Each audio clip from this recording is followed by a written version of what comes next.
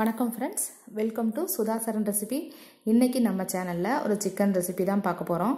Chicken சுக்கா எப்படி செய்யலாம் அப்படிங்கிறது தான் இன்றைய வீடியோவில் நம்ம பார்க்க போகிறோம். வாங்க எப்படி செய்யலான்னு பார்ப்போம். இப்போ அதுக்காக ஒரு பேனில் கொஞ்சமாக எண்ணெய் சேர்த்துருக்கேன். எண்ணெய் சூடானதும் நம்ம கழுவி சுத்தம் பண்ணி எடுத்து வச்சுருக்க சிக்கனை சேர்த்துடலாம். இந்த எண்ணெயிலே இந்த சிக்கன் நல்லா வதக்கி விட்டுடலாம். வேறு எதுவும் எண்ணெயில் சேர்க்க தேவையில்லை. வெறும் எண்ணெய் மட்டும் சூடானதும் நம்ம எடுத்து வச்சுருக்க சிக்கனை சேர்த்துருவோம். இப்போ நல்லா சிக்கன் ஓரளவுக்கு மிக்ஸ் பண்ணி விட்டுட்டு இஞ்சி பூண்டு பேஸ்ட்டு சேர்த்துக்கலாம். இஞ்சி பூண்டு பேஸ்ட்டோட 2 பச்சை மிளகாய் சேர்த்து அரைச்சிருக்கேன். அதனால் 1 ஸ்பூன் அளவுக்கு இஞ்சி பூண்டு பேஸ்ட்டு சேர்த்து அதையும் நல்லா சிக்கனோட சேர்த்து நல்லா கலந்து விட்டலாம். இப்போ தேவையான அளவுக்கு கொஞ்சமாக மஞ்சள் தூள் சேர்த்துக்கலாம். மஞ்சள் தூள் சேர்த்துட்டு இப்போ இதையும் சேர்த்து நல்லா கலந்து விட்டுருவோம். பாருங்கள், இந்த சிக்கன்லேருந்தே தண்ணி வெளியில் வரும் இல்லைங்களா நம்ம சமைக்கும்போது. இப்போ சிக்கன் வேக வேக தண்ணியும் வரும். இப்போ நல்லா அதை நம்ம கலந்து விட்டுட்டு மூடி வச்சுருவோம். அந்த எண்ணெயிலே சிக்கன் நல்லா வெந்து வரட்டும். இப்போ இதை திறந்து பார்த்துடலாம். பாருங்கள், சிக்கன்லேருந்து எவ்வளோ தண்ணி வந்திருக்கு பாருங்கள். இப்போ இதை நல்லா கலந்து விட்டுருவோம்.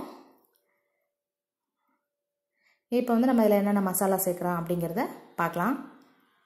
இப்போ ஒரு 2 ஸ்பூன் அளவுக்கு சிக்கன் மசாலா சேர்த்துக்கலாம். சிக்கன் மசாலா ஒரு 2 ஸ்பூன் அளவுக்கு சேர்த்தாச்சு.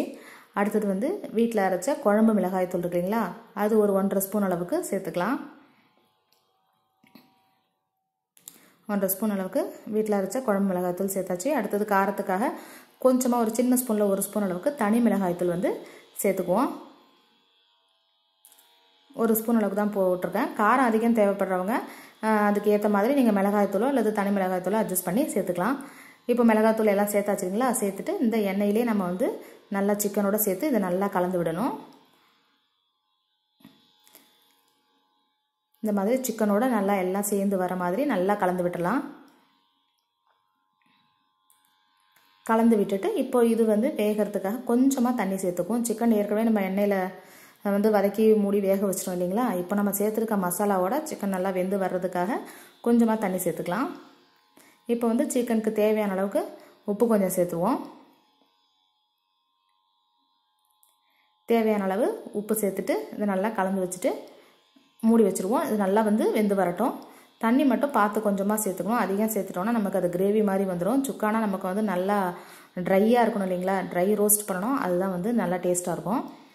இப்போ இதை உப்பு சேர்த்தாச்சு இல்லைங்களா, அந்த தண்ணியை நல்லா கலந்து விட்டுட்டு இப்போ இதை மூடி வச்சிடலாம். இந்த தண்ணியெல்லாம் நல்லா சுண்டி நமக்கு சிக்கன் நல்லா ட்ரையாக வரணும். அது வரைக்கும் நல்லா வேகட்டும். பாருங்கள், இப்போ திறந்து பார்த்து கிண்டி விட்டுருவோம். இந்த எண்ணெயெல்லாம் பிரிஞ்சு வர ஆரம்பிச்சிருக்கு பார்த்தீங்களா. இந்த மாதிரி நல்லா ஒரு 2 நிமிஷம் மூடி வச்சு திருப்பி நல்லா கலந்து விட்டுடலாம். இன்னும் கொஞ்சம் தண்ணியாக இருக்குது இல்லைங்களா, அதுவும் நமக்கு நல்லா தண்ணி சுண்டுற வரைக்கும் நல்லா இந்த மாதிரி நம்ம கிண்டி விட்டுறணும். பாருங்கள், நல்லா ட்ரையாக ஆகிடுச்சு இப்போ சிக்கன். இப்போ லாஸ்ட்டாக கொஞ்சமாக கருவேப்பிலையும் கொத்தமல்லியும் சேர்த்துருவோம். லாஸ்ட்டில் அந்த கொத்தமல்லி கருவேப்பிலை போடும்போது அதோட ஃப்ளேவர் பார்த்திங்கன்னா ரொம்ப சூப்பராக இருக்கும், நல்லா வாசனையாக இருக்கும் சிக்கன். அதனால் இந்த மாதிரி கடைசியாக போட்டுட்டு நம்ம ஸ்டவ் ஆஃப் பண்ணிடலாம். பாருங்கள், நல்லா ட்ரையாக வந்திருக்கு பாருங்கள் சிக்கன். ரொம்ப ஈஸியான சிம்பிளான இன்க்ரீடியன்ட்ஸ் தான், ரொம்ப அதிகம் எதுவும் தேவையே இல்லை. எப்போவுமே வீட்டில் இருக்கிறத வச்சு நம்ம சிம்பிளாக ரொம்ப டேஸ்ட்டாக சமைச்சு சாப்பிட்றது தான் நல்லாயிருக்கும். அதனால் ரொம்ப சூப்பரான ஈஸியான சிக்கன் சுக்கா ரெடி ஆகிடுச்சு. கண்டிப்பாக நீங்களும் இதே மாதிரி ட்ரை பண்ணி பாருங்கள். பார்க்குறதுக்கே சூப்பராக இருக்கு இல்லைங்களா, டேஸ்ட்டும் செமையாக இருந்துச்சு. மறக்காமல் நீங்களும் இதே மாதிரி செஞ்சு பாருங்கள். செஞ்சு பார்த்துட்டு டேஸ்ட் எப்படி இருந்துச்சு அப்படிங்கிறத கமெண்ட் பண்ணுங்கள். சுதா சரண் ரெசிபி சேனலை மறந்துடாமல் சப்ஸ்கிரைப் பண்ணுங்கள் ஃப்ரெண்ட்ஸ். அடுத்த வீடியோவில் பார்க்கலாம். நன்றி, வணக்கம்.